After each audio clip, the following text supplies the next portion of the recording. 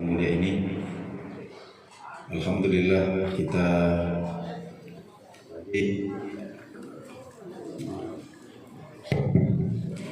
tadi diawali dengan bacaan ayat suci Al-Quran. Kalaulah tidak salah saya mendengarkan tadi ayat ini sebenarnya satu peringatan dari Allah yang menurunkan Al-Quran agar kita tidak mengabaikan Al-Quran. Minimal kita dalam satu hari ini sempatlah mata ini melihat mushaf, sempatlah lisan ini agak kering-kering sedikit karena membaca Al-Quran, minimal selembar dua lembar. Apatah lagi, lebih utama lagi jika sempat kita pelajari dan renungkan maknanya. Ada sahabat Nabi SAW namanya Khalid bin Walid. Ini tentu nama yang sudah masyhur. Beliau ini tidak pernah memimpin peperangan kecuali diberikan kemenangan oleh Allah Subhanahu wa taala. Nabi SAW menyebut atau menggelari beliau ini sebagai Sayfullahil Maslul. Ini pedang Allah yang terhunus, Khalid bin Walid. Tapi ada satu kesedihan beliau di usia tua. Di usia tua itu beliau pernah melihat mushaf, kemudian mengambil dan menciuminya dengan meneteskan air mata. Beliau mengatakan, karena sibuk berjihad maka saya ini banyak melalaikan Al-Quran. Karena sibuk berperang di jalan Allah maka saya ini jarang baca Quran. Masya Allah. Ini alasan yang sangat indah. Ada orang yang menyesali dirinya karena kurang baca Quran, jarang membaca Al-Quran, tapi alasannya adalah karena sibuk berperang, sibuk berjihad di jalan Allah. Alasan yang sangat indah. Tapi kalau kita kembalikan kepada diri kita sendiri, kenapa kita mengabaikan Al-Quran? Apa kesibukan kita? Apakah kita punya alasan yang indah seperti alasan Khalid bin Walid? Ya Allah, maafkan aku, ampuni aku. Aku banyak melalaikan firman-firman-Mu, jarang aku baca Quran ini karena sibuk berperang. Kalau kita kesibukan kita apa? Nah, ini bapak-bapak, ibu-ibu, mari kita cari-cari alasan yang kira-kira bisa diterima oleh Allah Subhanahu wa taala. Baik. Kita masih di bulan Rabiul Awal. Ada hadis Nabi Shallallahu Alaihi Wasallam sampai kepada kita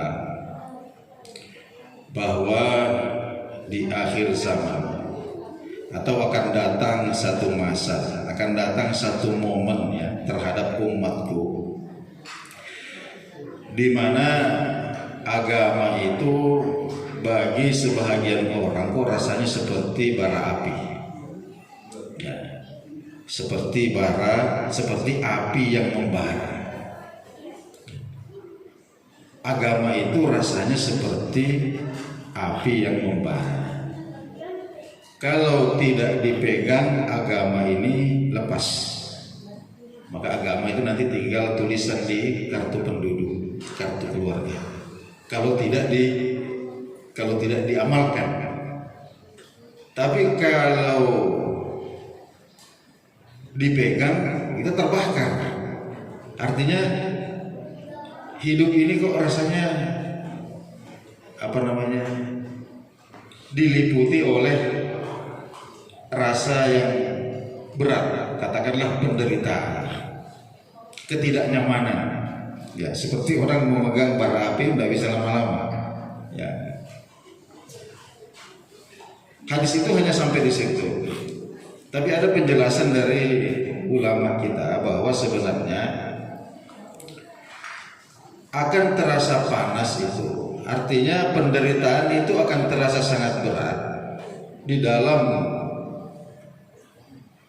menegakkan agama ini ketika di dalam hati itu tidak ada cinta. Tidak ada cinta. Kenapa? Karena hanya cintalah yang bisa membuat orang itu menanggung penderitaan. Hanya cintalah yang bisa membuat orang itu mengorbankan segalanya. Ini hanya cinta. Kalau tidak ada cinta tidak bisa. Oleh karena itu ketika Sayyidina Umar kemudian datang kepada Nabi Shallallahu Alaihi Wasallam, lalu kemudian mengatakan, ya Rasulullah, sesungguhnya tidak ada sesuatu apapun yang lebih aku cintai melebihi dirimu kecuali diriku sendiri. Jadi Sayyidina Umar mengatakan, saya mencintaimu ya Rasulullah, tapi saya lebih mencintai diriku dibandingkan dengan dirimu. Maka Nabi SAW katakan, tidak begitu Umar. Tidak begitu. Tidak sempurna iman seseorang itu sampai menjadikan kecintaannya kepada diriku melebihi kecintaannya kepada dirinya sendiri. Ini sebenarnya bukan kok Nabi SAW ingin katakanlah menjadikan dirinya sebagai pusat atau fokus kecintaan kita, bukan begitu. Tapi yang dimasukkan oleh Nabi bahwa kamu tidak akan sanggup untuk menanggung beratnya beban pengorbanan di dalam agama ini kalau kamu tidak mendudukkan cintamu kepada aku sebagai prioritas yang utama. Itulah makna daripada mencintai Rasulullah Sallallahu Alaihi Wasallam. Dan akan kita sebutkan satu contoh cinta dan bagaimana dilema yang dihadapi di dalam merealisasikan cinta kepada Rasulullah Sallallahu Alaihi Wasallam ini. Dan ini dialami langsung oleh sahabat Nabi yaitu Abu Bakar As-Siddiq. Abu Bakar As-Siddiq ini, bapak-bapak, ibu-ibu sekalian, adalah manusia yang di akhirat nanti akan dipanggil oleh 8 pintu surga. Dan Nabi Sallallahu Alaihi Wasallam sabdakan bahwa ketika ada orang yang meremehkan Sayyidina Abu Bakar karena tubuhnya yang kecil, ringkih, kurus, maka Nabi SAW mengatakan, kamu itu tidak tahu saja. Seandainya iman seluruh penduduk Madinah itu ditimbang dengan imannya Abu Bakar seorang diri, maka imannya Abu Bakar itu bisa mengimbangi. Ya, meskipun fisiknya kecil, lemah, tapi di dalam hatinya itu ada iman yang sebanding dengan seluruh iman penduduk kota Madinah pada waktu itu. Nah, tentu saja kecuali Rasulullah Sallallahu Alaihi Wasallam. Ini Abu Bakar.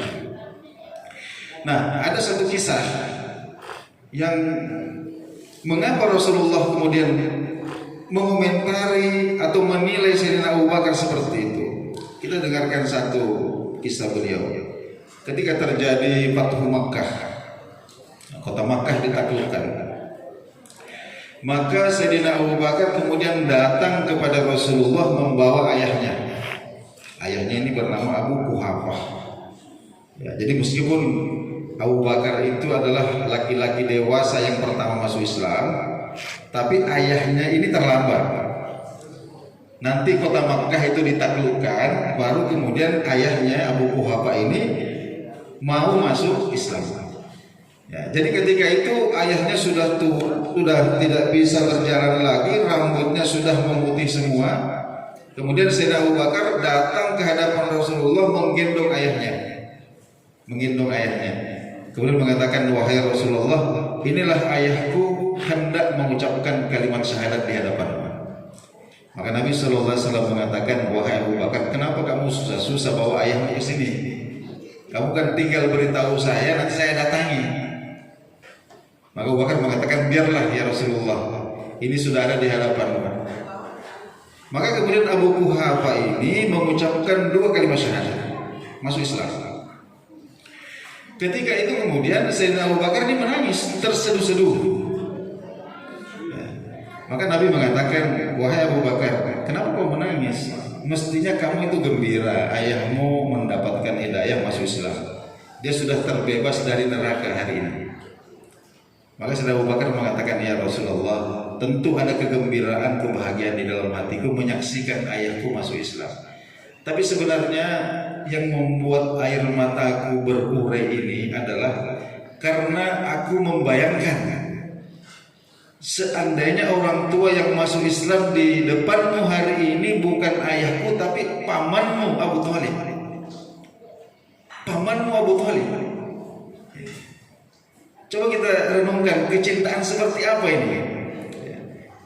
Inilah yang dimaksud dengan seseorang itu mencintai Rasulullah bahkan melebihi cintanya kepada dirinya sendiri. Jadi Sayyidina Abu Bakar tentu mencintai momen ketika ayahnya masuk Islam di hadapan Nabi, tapi sebenarnya karena cintanya kepada Rasulullah, yang lebih dia inginkan pada saat itu adalah Abu Thalib yang duduk di situ lalu kemudian masuk Islam. Kenapa? Karena Abu Bakar mengetahui bahwa betapa sedihnya hati Nabi ketika pamannya Abu Thalib yang dia cinta ini wafat, meninggal dalam keadaan belum mengucapkan 2 kalimat syahadat. Ini cinta, bapak-bapak, ibu-ibu, saudara-saudara sekalian. Dan cinta seperti inilah yang akan membuat penderitaan, kesengsaraan di dalam agama ini malah justru akan berubah menjadi kenikmatan. Sehingga ketika orang-orang Romawi itu bertemu dengan pasukan kaum muslimin, maka ketika terjadi perundingan di antara mereka, ketika orang Romawi bertanya kepada orang Islam, kamu ini siapa? Apa jawabannya? Kami ini adalah orang-orang yang lebih mencintai kematian daripada kehidupan. Itu omongan seperti itu saja sudah menggetarkan jiwa orang-orang. Itu seperti itu. Kenapa? Karena cinta itu. Cinta. Hadirin hadirat rahimakumullah. Dan satu lagi ujian paling berat dari Sayyidina Abu Bakar ini kita baca dalam lembaran-lembaran sejarah. Itu adalah ketika beliau menjadi khalifah. Sepeninggal Rasulullah Sallallahu Alaihi Wasallam, saya ingin sampaikan dulu sedikit latar belakang. Dalam Al-Quran Suratul Hasyr itu Allah Subhanahu Wa Taala menyebutkan tentang harta fai. Ma afa Allahu ala rasulihi min ahlil qura falillahi walirrasulihi walidhil qurba wal yatama wal masakin likai la yakuna dulatan bainal agniya'i minkum wa ma atakumur rasul fakhudhuhu wa ma nahakum anhu fantahu wattaqullaha innallaha syadidul iqab. Ini ayat menjelaskan tentang hak eksklusif yang diberikan Allah Subhanahu wa taala kepada Rasulullah yang terkait dengan rampasan perang, namanya fai.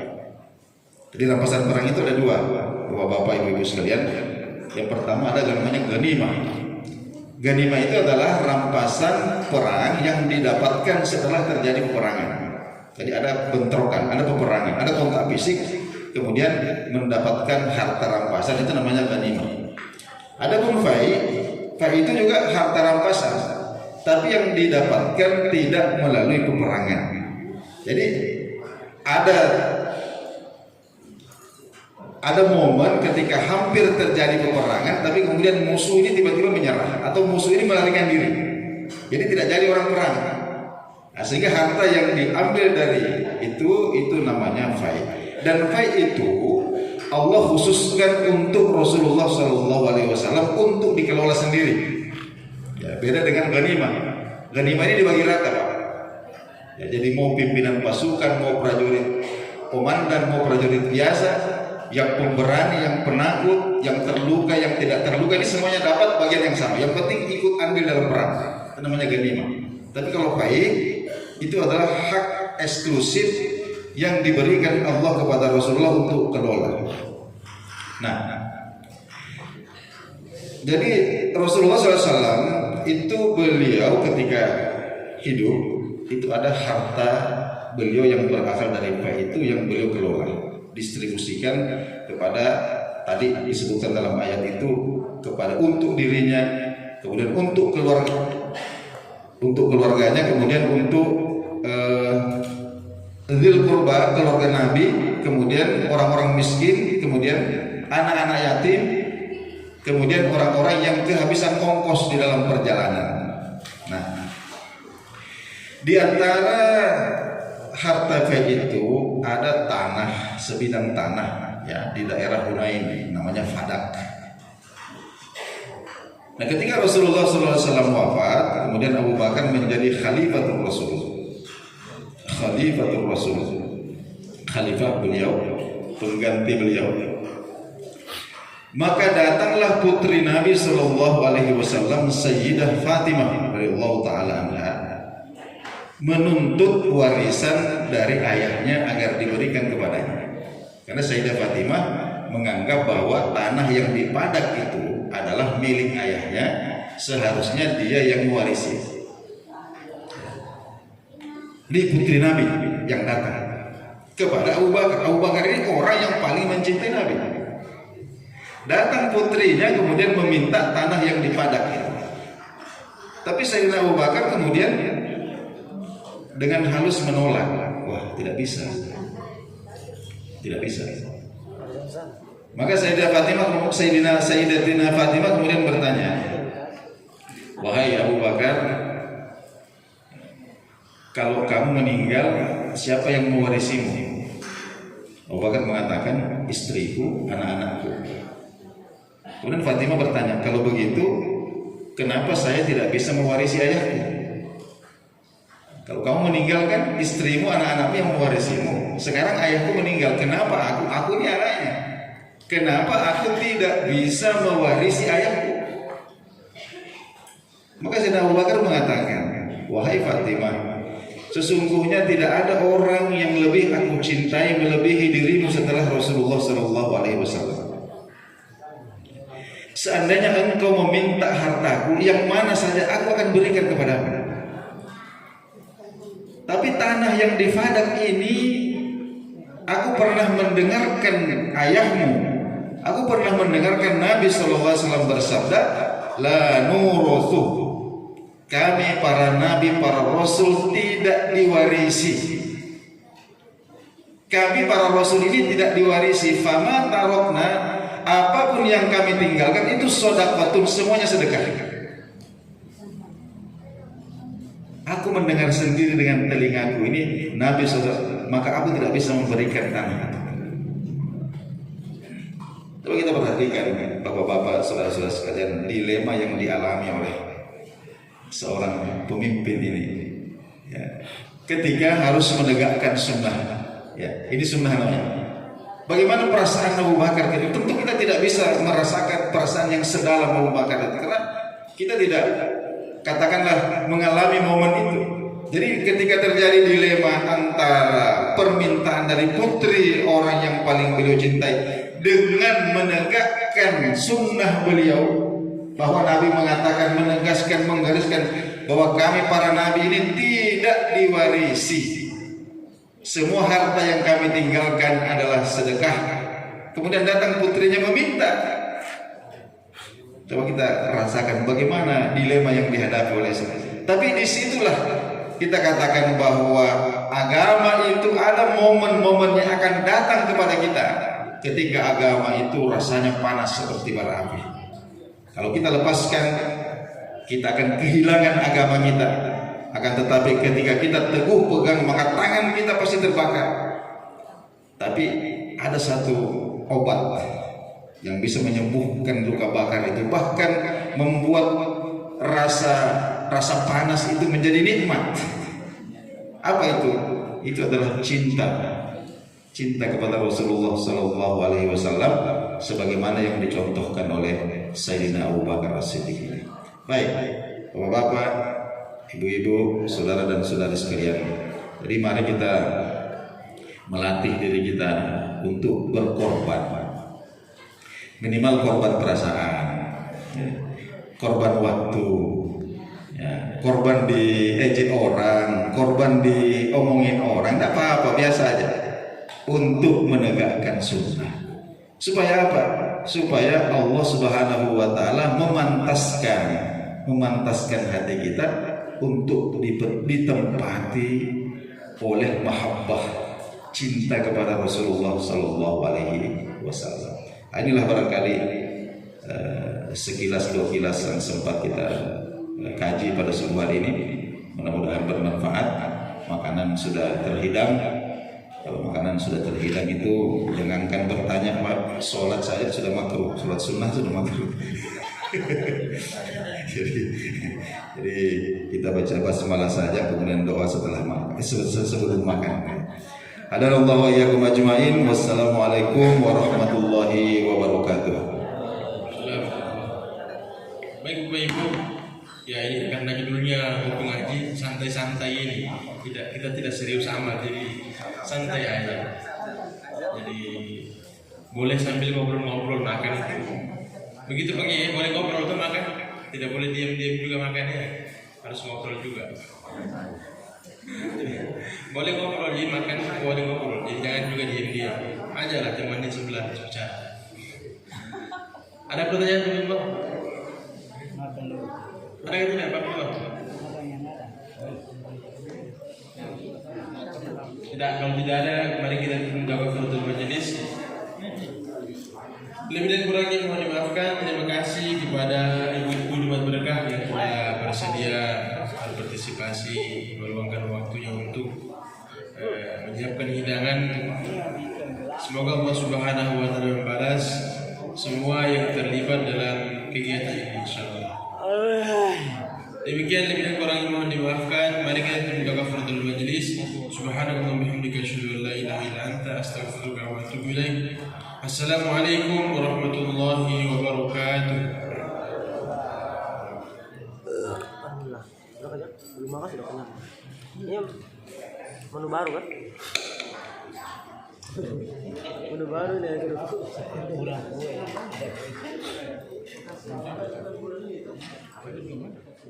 aduh habis kau.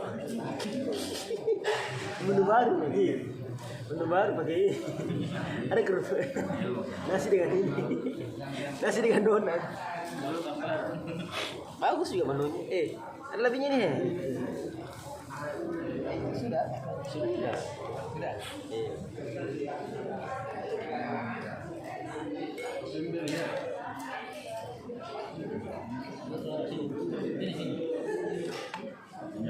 Habis kan? Habis tuh. Habis.